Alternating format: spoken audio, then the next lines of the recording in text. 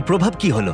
কম্পিউটারের মাধ্যমে যে যা পারে আমিও তাই করতে পারি। আরো সত্যি এটা পারে শুধুমাত্র ওর ব্রেন ব্যবহার করে। তোমার চিন্তা ভাবনাই তাহলে এটাকে এগোচ্ছে। হ্যাঁ হ্যাঁ একদম। আমি চাই তুমি তোমার ভাবনা দিয়ে একটা টেক্সট করো। ঠিক আছে। ওর হাতগুলো প্যারালাইজ আর আমরা তোমাদের দেখাবো ওর হাতগুলো একেবারেই নড়ছে না। এদিকে নোল্যান্ডের ব্রেনে নিউরন ব্যবহার করে নিউরালিঙ্ক সেই সিগন্যালগুলোকে মুভমেন্টে রূপান্তর করতে পারে। ও ওর ভাবনা দিয়ে টাইপ করলো হাই। এটা তোমাদের অদ্ভুত লাগছে তাই না? কিন্তু ও আরো অনেক কিছু পারে। তাহলে শুধু চিন্তার মাধ্যমে তুমি এদিক ওদিক যাচ্ছ। লেফট রাইট, উফ মরে যেও না। ও না, এই তো। ও আমাদেরকে গেমে হারিয়ে দিল শুধুমাত্র চিন্তা ভাবনার মাধ্যমে।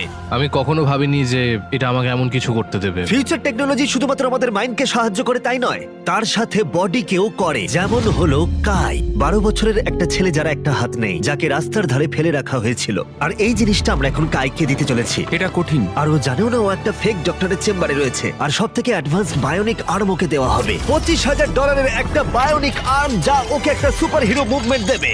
ওকে